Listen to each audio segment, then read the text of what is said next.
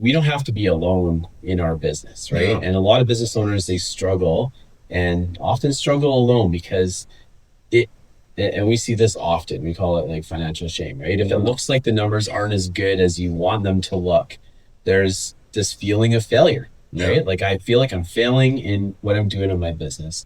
And it might just be that something's broken, you just have to fix it, right? And normally something will be breaking in your business at some point if your business is growing, right? Because what works now is not necessarily going to get you to, if you're doing 500,000 top line revenue, what you're doing now is definitely not going to get you to 5 million, right? You got to be changing things along the way. Welcome to the On-Site Podcast. We chat with contractors, educators, industry professionals about the good, the bad, the ugly, and everything in between. So without further ado, let's fucking get into it. Welcome back to the On-Site Podcast. This is our first live in-person episode. And today we have our good friend Josh, who's one of the educators inside of the Elite Builders Society. We just finished up our very first contractor growth seminar right here in Chilliwack, and we've decided to lock in and finish the night out with a bunch of podcasts. And our first guest tonight is Josh. Dude, I'm excited to dig into this and just kind of, rip through the day today, what you thought about it, what you think the opportunity that existed for the contractors today, and just get overall feedback on the day. First off, I really appreciate you doing this. Yeah, for sure. Happy to be here. So why don't you just start by saying, what you felt you saw in the room today at the seminar that you noticed just kind of overall with the contractors? Sure, yeah. I think what I saw was a good opportunity to essentially drink out of a fire hose of a whole bunch of information. So combinations of like marketing, operations, finance, so all areas of business that a lot of business owners aren't necessarily naturally aware of or know how to do, right? One thing that we often see is you have business owners who will start a business because they're very good at what they do with their craft, but they don't necessarily know how to run a business. But as they grow in scale, they start having to hire people, they have operations, systems, and they're like, wait a minute, I have a business. I don't even know what I'm doing here. Yeah. And so it's a good opportunity, I think, for contractors to come and be like, oh, this is how I can actually do my marketing in an intentional way. Right. Oh, we can put some systems in place over here. Right? Yeah. And your presentation was great. I really love your presentations, like always, inside of the community. You took us through a journey, and it really just kind of painted a picture that it's very, very important to understand your numbers and understand, how to become a numbers first operator. But like when you were putting together your presentation today, what were some of the objectives, I guess, like when you're sharing this information? Because, we're always trying, like we talk about how to market your business, right? You're an accountant and a CPA and a CEPA, and you can clarify, what those terms are. But as a contractor, I tell everyone, show your customer how you solve problems for other customers so that they can be attracted to that desired experience that they may want to encounter with you. And so, all of those people in that room were potential clients for you. And not that you're coming in here trying to close all of those opportunities, but your message has to articulate in a way that, they can really feel that you've been down that path with other people that are potentially like them, similar to how we tell people to solve problems. So when you're putting together your presentation, what were some of the fundamental things that you wanted to make sure you encapsulate so they could, really digest what you're putting in front of them? Yeah, it's a good question. In putting it together, I was thinking, how can I take all the information that I have and try to package it into a 45-minute presentation? So that was impossible. But I think I wanted to touch on a few key areas. The one was just the money mindset side of it. So our relationship with money and how that impacts how we deal with our business, because you can learn how to do all the other stuff, which we talked about after that, as far as managing your cash flow, checking your profitability, tying your business goals to your personal goals. But if your operating system and how you deal with money is still from when you were 7 or 8 and you're just unaware of that, you can fall back into rhythms and patterns that may be very harmful to your business without you even knowing it. So I thought it'd be important to kind of set the stage with that one, just to make people aware of the fact that, okay, I may have an approach or relationship with money that is not healthy for my business, and I may have to deal with that as I'm also working on optimizing profitability and cash flow. Yeah. So that was kind of step one. And all these things could be expanded into like weeks and weeks of additional details. So, but that was the key thing in the beginning. the second one was then the importance of tying your personal financial goals to your business goals, because a lot of people, they're like, yeah, I'll start a business. I can, have a bit more freedom, a bit more flexibility in my life, and make some money. And often what ends up happening is you get very, very busy. You have a whole lot less freedom. You end up funding your business a lot, maybe because you have some slow periods.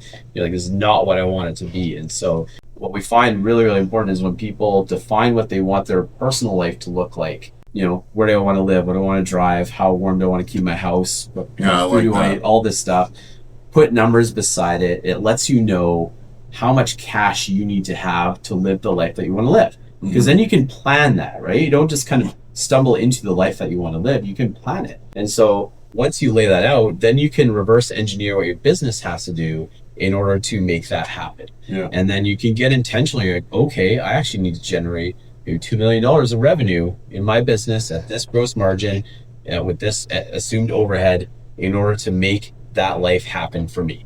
And I think the way you painted it in there really gave people a perspective reality that it's like, you can control any outcome that you really, are a part of. And if you want, like you said, the $4,500 mortgage payment, or you want whatever these other things might be, in order for you to get that, you really have to reverse engineer how you're going to get there. Yeah. And I think that worksheet, or that product that you had built, kind of showing that to these people was really, an opportunity for them to really look and say, okay, like, I want all these things. I can have all these things. But in order for me to get all of these things, I need to do all of these other things. Yeah. And it's fully obtainable. Like, we're in a opportunity, territory, so to speak.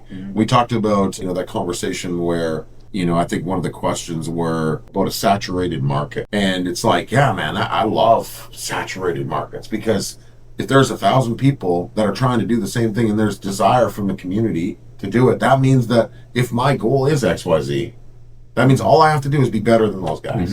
All I got to do is just think differently than all of them. And so I love and also be known then, right? I think that was a good point that was mentioned at the beginning was, and I forget what the quote was, but, the best known people will always, I don't remember what it was, but the whole idea of, like, if you could have really horrible contractors out there, but they're just better known, so they're going to be eating all the work, and you may be way better than them, but if nobody knows about you, then...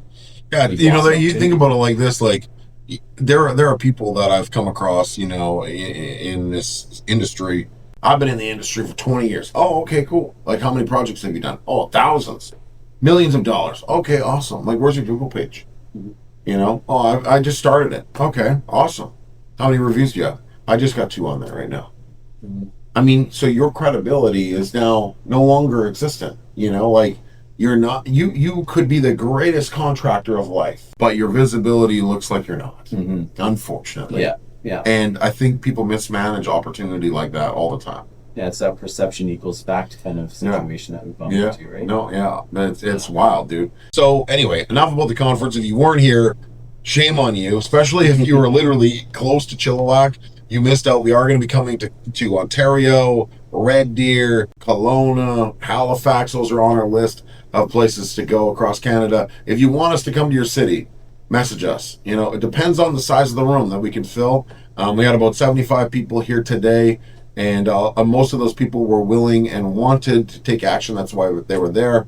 And so that was exciting. Great conversations. Hey. We've got an ad here. Make sure to pay attention. What's up, guys? Are you a contractor or business owner looking to take things to the next level? Well, I've got something for you. The Elite Builder Society is a community that helps contractors grow and scale. For $49 a month, you can have access to 20 group coaching calls. Look, you're probably wondering, how am I going to show up to 20 calls, Brandon? That's a lot. And yeah, it is a lot for $49 a month. But every call is recorded so you can watch it at your leisure. But you get the best experience when you're live on the call with us. Okay, at the end of every webinar, there will be a Q&A where you can ask the industry expert questions that you can implement into your business. Look, if you're ready to take things to the next level for $49 a month, go to ebsworks.com and register today. I look forward to seeing you inside the community. You're from BC. Yes. Right. So how far from Chilliwack are you? Well, so I grew up about an hour from here. Okay. In Maple Ridge. Okay. And we moved from there to Dawson Creek about 4 years ago. Cool. So that's about 1,300 kilometers away. So. Yeah. And so how did you get it? You drove here? I drove down because we had some family visiting. Right. And then so I drove down with them because I thought it'd be a good time to spend more time with them on the drive. I love a good road trip. Yeah. And I'll be flying back up on Monday. Cool. That's awesome, dude. Well, we were talking a little bit prior to this just about like, how many people are in your family? I've got a family of 6. We have family of 6. Yeah. Oh, cool. Before the podcast here, we were chatting about just random shit, and we're talking about like Tim Horton orders and just being prepared inside of the drive-through. And it's always a stressful situation. Who wants what? Yeah, but the reason I'm bringing it up, oddly enough, and maybe you weren't prepared for this, but it's no different than what we just talked about in there. The preparation that is required to convert opportunity is a little bit methodic, and we enter into it with this naive perception that it's like, it's fine, I'll just pull up to the drive-thru and get whatever. And that's how they've made it. They've made it accessible to the point where you can just literally pull up, make your order, and move forward. It's gotten complicated because there's so much shit, so many options, and Tim Hortons just keeps saying yes. And so everybody's like, oh, I'm going to get a large steep tea regular with 3 ice cubes and two pumps of cold foam with, vanilla sugar and all this other shit. It's just like, it's gotten so complicated that it's really, hindered what it was actually intended to do. Like Brady's presentation talked about McDonald's and the systems, right? And so burger in 90 seconds or whatever. Yeah, burger in 90 seconds. And so what I think a lot of people do, and the reason I wanted to bring this up is that businesses spend time educating people on complicated situations, but simplistic situations always will prevail. And so that drive-through situation is complicated because you guys have to prepare. Yeah. Or maybe you don't, and you show up and you just show up and get whatever you're doing. Same kind of thing is happening with most contractors. They just show up and deal with whatever critical problems happening along the way, and then they put out that fire to the best of their ability. But if we create a simple process for our clients and for our business, we can generate and deliver a much more efficient outcome. And so I found that to be unique because my daughter also, her and I go to the drive-thru and it's very specific on what she wants. And I'm just like, come on. I'm like, can we just simple this back a little bit and not do that? And I get it, very particular. So I appreciate that.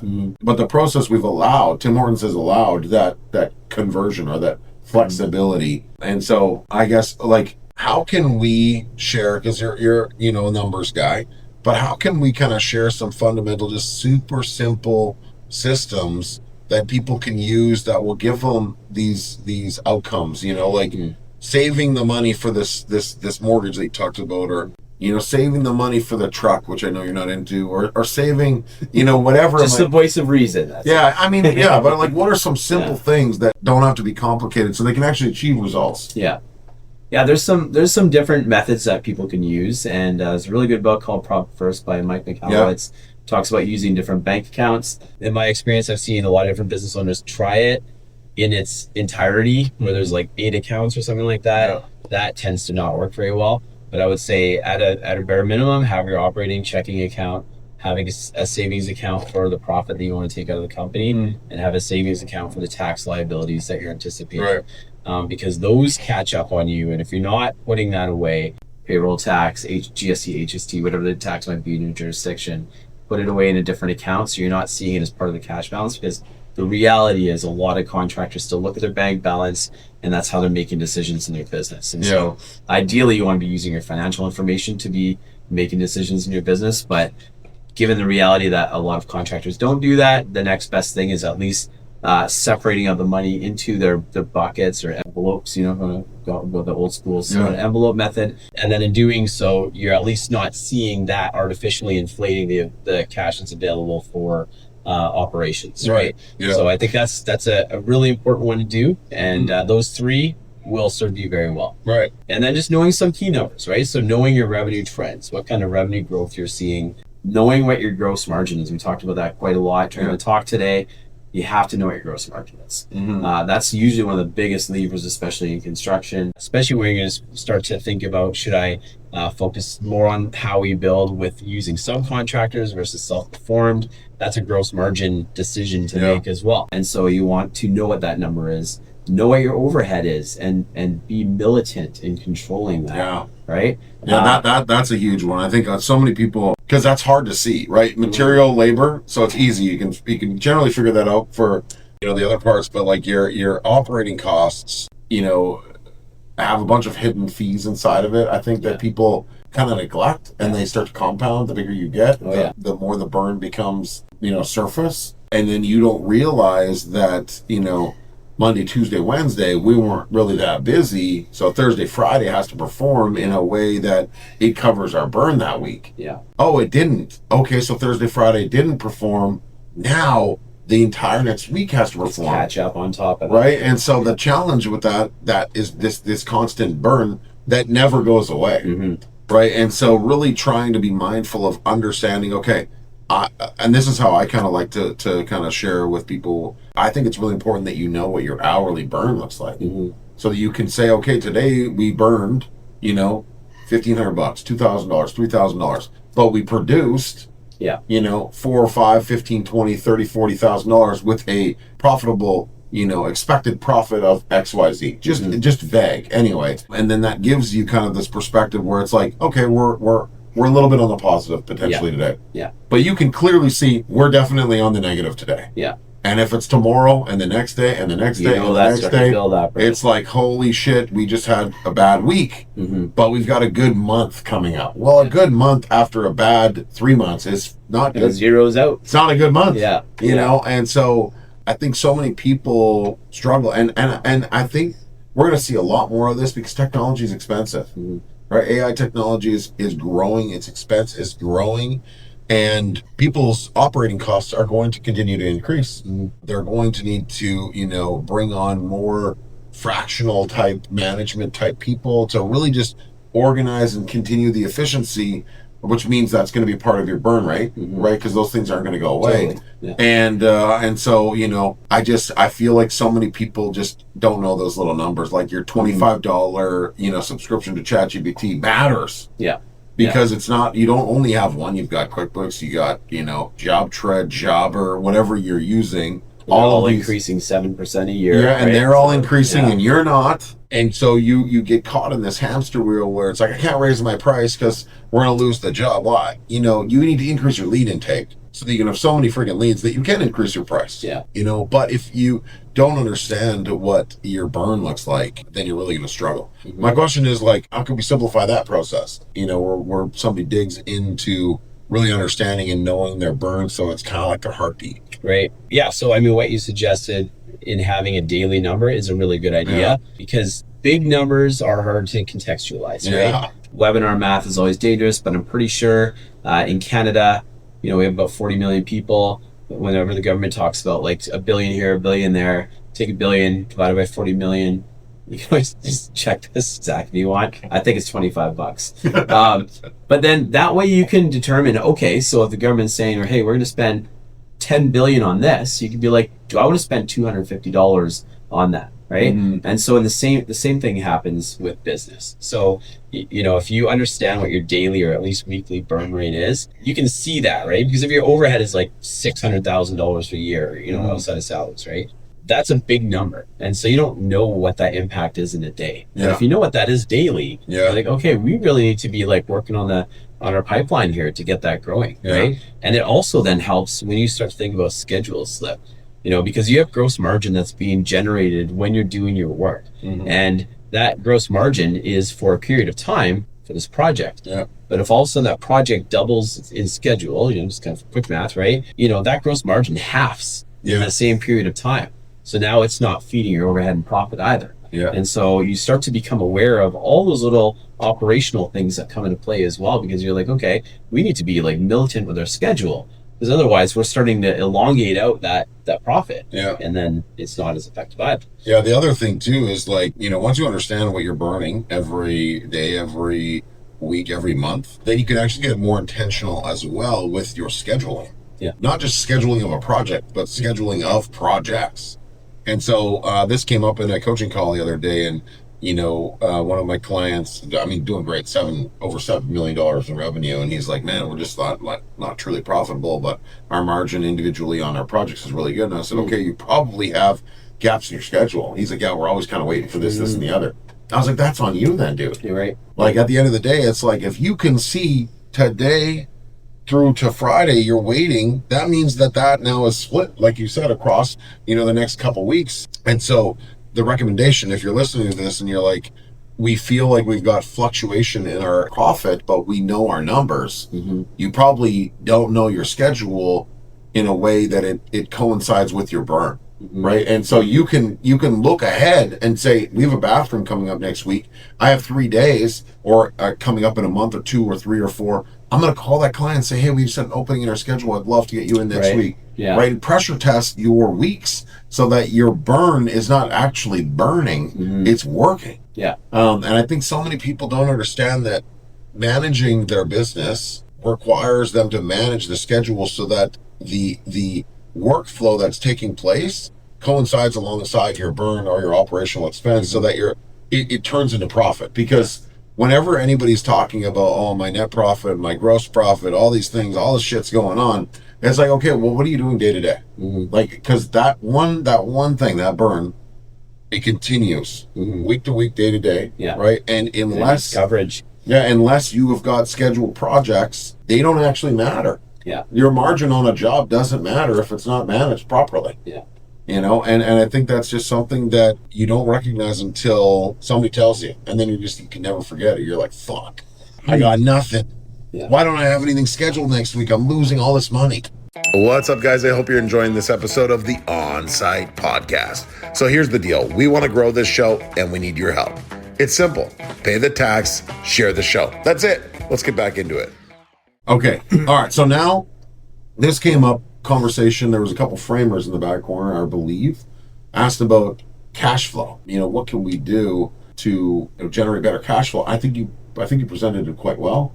And I'm curious if you can unpack it in a conversation to share with everyone about, what are some things that people can do to protect or increase or manage their cash flow. Yeah, so cash flow is going to be driven by something called your cash conversion cycle. So your cash conversion cycle is impacted by how quickly you bill out your work in progress, how long it takes to collect payment from your clients, your customers, and how quickly you pay out your vendors. And so if you add you call it days inventory outstanding, so how quickly you bill out your WIP, you add your days sales outstanding, so how long you typically take to collect on your invoices, and subtract your days payable outstanding, which is how long you typically pay out your vendors, that gives you your cash conversion cycle. So the example we looked at today was about 36 days. So if you had 36-day cash conversion cycle, what that means is when you do work, you have to fund that work, right? You got to pay your team, you have to pay your vendors, you have this cash outflow that's happening. A 36-day cash conversion cycle means it takes 36 days of you doing that until you get the cash back in to cover the work that you did. And so on a $2 million revenue company, that's about $5,500 a day. So if you divide like 2 million by 365, so you have $5,500. If you can shave your cash conversion cycle down by 10 days, so from say like 36 to 26 days, that's about $55,000 of cash of working capital that you no longer have to have available on hand to fund your operations because you're getting cash in the door sooner. Right. And so then it comes down to how do you bill out your WIP quicker, right? Sometimes it's taking deposits on the work that we do, right? How do you collect on your invoices quicker?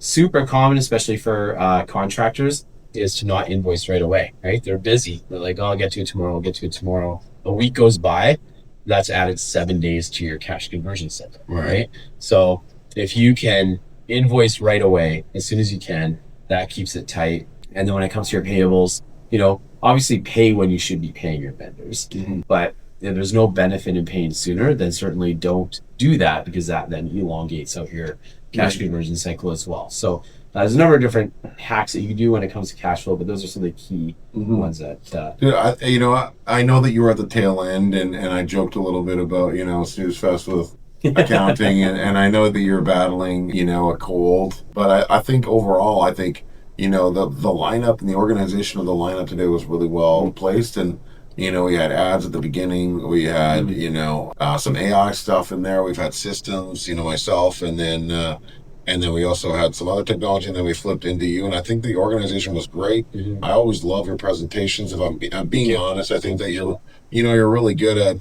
putting that together. And so, if you're not in our community, it's literally only $49 a month, and you can register. And Josh has been with the Elite Builder Society for almost from the beginning. And so we host these Wednesday calls that you're more than welcome to attend and ask questions and, really learn about some of the things we're talking about right now. Some things we talked about as well in the seminar that you missed out on if you weren't here. But shame on you, honestly, if you're close by.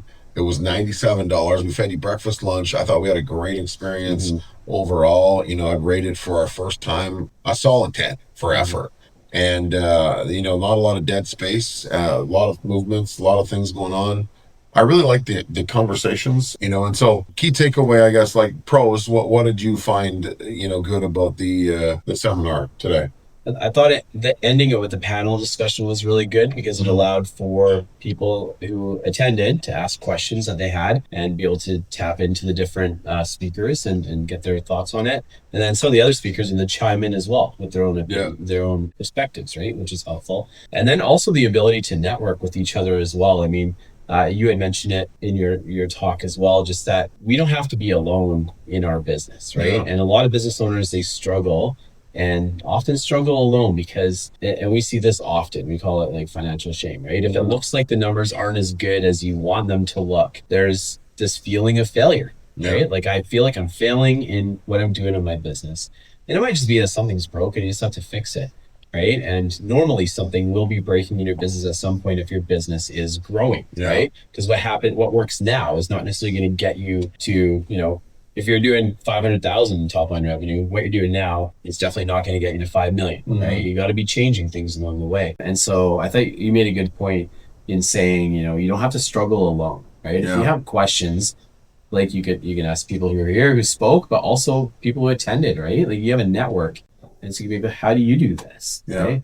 I mean, I used to go to conferences when I was running finance and construction for the accounting software that we use every couple of years and go and I found the most valuable part of those conferences was connecting with other finance heads and being like, how do you deal with this problem? So we'd all go out for dinner and drinks afterwards and just be like brainstorming ideas, right? And so I think a lot of the follow-up probably from the seminar today will be the relationships that are developed, right? And established. Yeah. Exactly. Yeah. No, I really appreciate the feedback for sure, and that's why we're doing what we're doing is to really create a space because you started your business and I started my business and we all experienced a point in time.